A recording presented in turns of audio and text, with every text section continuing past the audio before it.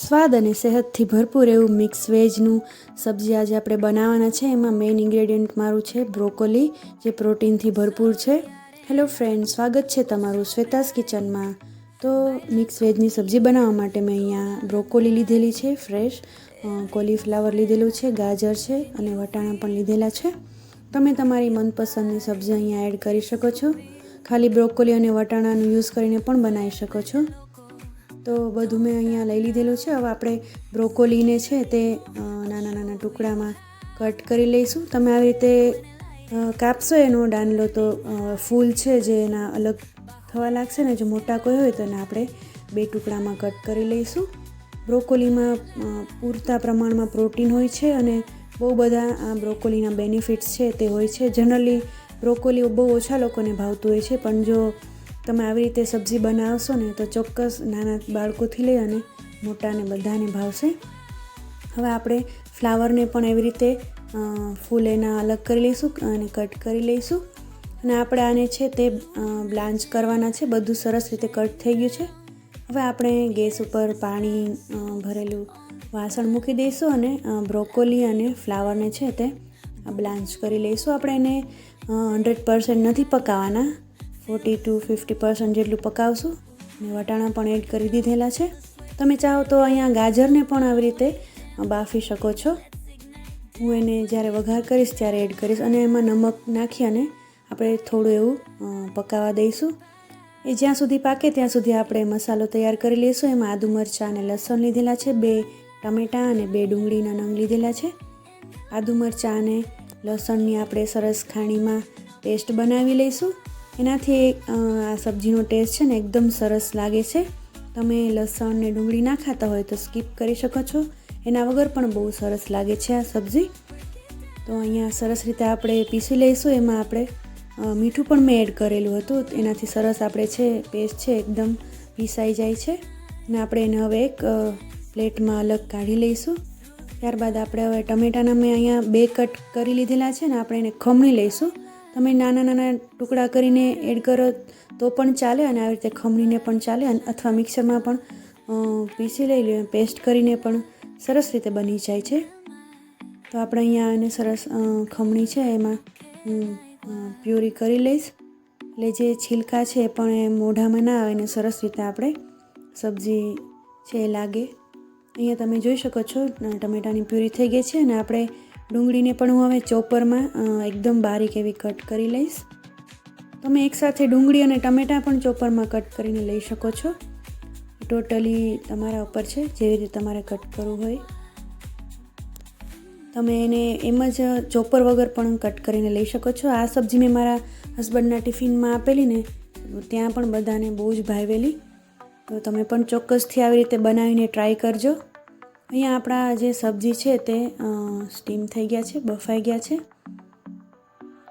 તો આપણે એને હવે એક અલગ વાસણમાં કાઢી લઈશું. મેં અહીંયા ચાણી જેવું લીધેલું છે જેથી પાણી અલગ થઈ જાય અને આપણા સબ્જી છે એમાં બહુ વધારે પડતું પાણી ના રહે.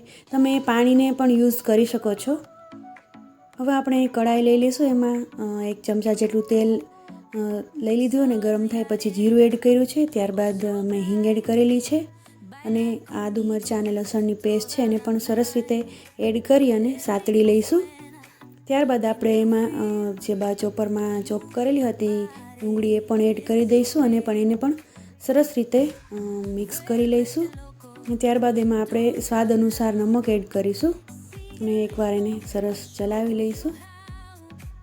હવે આ નમક એડ કર્યા પછી આપણે બધા મસાલા એડ કરી દઈશું. એમાં આપણે હળદર પાવડર, લાલ મરચું પાવડર અને ધાણા જીરું પાવડર એડ કરી દઈશું. મસાલા એડ કર્યા પછી એને ફરી એક વખત ચલાવી લેવું જરૂરી છે, જેથી કરીને મસાલા છે એ બેસી ન જાય, બળી ન જાય. અને અહીંયા થોડું એવું ગરમ મસાલો પણ એડ કર્યો છે. તમને ફાવતો હોય તો ચોક્કસથી એડ કરવો, એનાથી બહુ જ સરસ ટેસ્ટ આવે છે. કોઈ પણ કંપનીનો મસાલો તમે લઈ શકો છો. અને ટમેટાની પ્યોરી છે તે પણ મેં એડ કરી દીધેલી છે. અને આપણે એને સરસ ઢાંકી અને 2 મિનિટ જેટલું ચડવા દઈશું. તમે જોઈ શકો છો અહીંયા સરસ ચડી ગયું છે અને તેલ પણ છૂટું પડી ગયું છે. તો આપણે એને સરસ રીતે મિક્સ કરી લઈશું અને આપણે ગાજર જે હતા એને હવે એડ કરી દઈશું. એને મેં બ્લાન્ચ કરવામાં કે બે આપણે પાણીમાં જે બાફા હતા શાકભાજી એમાં નહોતા એડ કર્યા, એમાં પણ એડ કરી શકો છો. ફરીથી આપણે થોડું મીઠું એડ કરીશું, કેમ કે મેં આગળ ખાલી ફક્ત ડુંગળી ટમેટાં જે પૂરતું જ મીઠું એડ કર્યું હતું. એટલે હવે ફરીથી પણ મીઠું એડ કરીશું અને થોડીવાર ચડવા દઈશું ગાજરને. ત્યારબાદ ગાજર ચડી જાય પછી આપણે બોઇલ કરેલા વેજીટેબલ પણ એડ કરી દઈશું અહીંયા અને મસાલા સાથે સરસ રીતે કોટ થાય એવી રીતે આપણે મિક્સ કરી લઈશું. ખૂબ જ ટેસ્ટમાં સરસ લાગે છે ફ્રેન્ડ્સ. તમને મારો વિડીયો ગમે તો એને લાઇક શેર અને મારી ચેનલને સબસ્ક્રાઈબ કરવાનું નહીં ભૂલતા. હવે મેં અહીંયા પાણી પણ એડ કરી દીધેલું છે. જોવા જઈએ તો અડધો ગ્લાસ જેટલું પાણી મેં એડ કર્યું છે અને આપણે એને ઢાંકીને પણ થોડી વાર ચડવા દેશું, જેથી કરીને બધા મસાલા અને વેજીટેબલ છે એકદમ સરસ રીતે પાકી જાય. અહીંયા એક મસાલો એડ કરું છું, કસૂરી મેથી. એનાથી પણ આપણો ટેસ્ટ છે ઇન્હેન્સ થાય છે, બહુ જ સરસ એનાથી ટેસ્ટ આવે છે આપણા સબ્જીનો. તો અહીંયા હું હવે ઢાંકી દઈશ અને 2 મિનિટ જેટલું એને ચડવા દઈશ. 2 મિનિટ બાદ હવે આપણે ખોલીને જોશું ઢાંકણ, તો તમે જોઈ શકો છો ઘણું બધું ચડી ગયું છે. થોડું એવું હજી પાણી છે. જો તમને આવી રીતે થોડું રસાવાળું ભાવે તો તમે આવી રીતે રાખી શકો છો. અને હવે હું આને થોડું ખુલ્લા ઢાંકણ વગર પણ થોડી વાર ચડવા દઈશ, એટલે થોડું પાણી વધારાનું હોય તે પણ બળી જાય અને સરસ આપણું શાક છે પાકીને રેડી થઈ જાય. તમે આ શાકને છે બાળકોને ટિફિન બોક્સમાં પણ ચોક્કસથી આપી શકો છો, તે પણ ફિનિશ કરીને આવશે ચોક્કસથી. હવે આપણે એમાં લીલા ધાણાને એડ કરી દઈશું. તો રેડી છે આપણું બ્રોકોલી અને મિક્સ વેજનું સબ્જી. તમે પણ ચોક્કસથી સેહતથી ભરપૂર એવું આપણું આ મિક્સ વેજનું શાક ઘરે ચોક્કસથી બનાવજો અને ફ્રેન્ડ્સ ફેમિલીમાં શેર કરજો અને મારી ચેનલને ચોક્કસથી સબસ્ક્રાઈબ કરજો. આવી જ અવનવી રેસીપી જોવા માટે મારી ચેનલ સાથે જોડાયેલા રહેજો. Thanks for watching.